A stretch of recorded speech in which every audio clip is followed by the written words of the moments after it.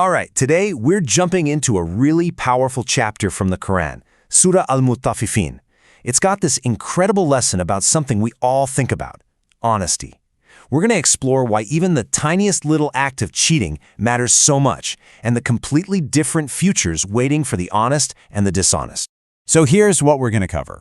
First, we'll get to the heart of the problem of cheating. Then, we'll look at a serious warning from history. After that, we'll see the two different paths people take, one for the dishonest and one for the righteous. And finally, we'll see how it all ends in what you might call a great role reversal. Okay, let's dive right in. What does it really mean to be dishonest? Well, the surah kicks things off by defining a very specific kind of cheating. It might seem small, but believe me, it carries a ton of weight. You know, the title itself, Al-Mutaffifin, tells us exactly who we're talking about. It refers to people who cheat when they're buying or selling things. And what's so interesting is that it's talking about giving just a tiny bit less than what's fair. An amount so small the other person might not even notice. But, as we're about to see, every single action, no matter how small, is seen and recorded. And here are a couple of really great examples to make this super clear. Just imagine a seller who's scooping out rice, but knows they're holding back just a few grains from what you paid for. Or think about an employee who shows up late all the time, but still expects to get paid for a full day's work. Both of these are examples of mutaffifin, because in both cases, they're taking something that isn't really theirs. And you have to understand, this isn't just some friendly advice. The Quran tells us again and again to be totally fair and just in all our measurements and dealings. It's a huge part of being a good person, and it's a direct command from God. Now, this isn't just some abstract concept. Nope. History gives us a really powerful and kind of scary story about where this path of dishonesty can take you. So let's travel back in time and talk about the people of Prophet Shu'aib. Their entire town was famous for this exact kind of cheating. They would use messed up scales and wrong measurements to rip people off. For them, being dishonest wasn't just something that happened now and then. It was their whole way of life. Prophet Shu'aib came to them with a very clear message. Stop cheating, be fair. He warned them that if they didn't, there would be some really bad consequences. So, the big question is, did they actually listen? The short answer? Nope, not at all. They completely ignored his warning and just kept doing what they were doing. And because of that, a terrible punishment came down on them. First, a famine, and then a massive earthquake that destroyed them. Their story is a serious reminder that these kinds of actions have very, very real consequences. So it's really helpful to know the backstory here. This chapter was revealed in the early days of Islam in Mecca, a time when a lot of things were going wrong morally. It was sent to teach and reinforce three core beliefs: that there is only one God, Allah, that we must believe in all the prophets he sent to guide us, and, crucially, that there will be a day of judgment when everyone has to answer for what they've done. All right, so this all leads up to the day of judgment itself. What actually happens to the people who chose this path of cheating and lying? Let's get into that now. The surah paints this incredible, powerful picture of a day when every single person who ever lived will be brought back to life.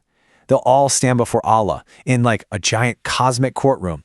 And in that moment, everything we ever did is out in the open and will be judged for our actions. For those who did wrong, all their actions are written down in a great big book called Sijjin. And what's just mind-blowing is that nothing gets missed.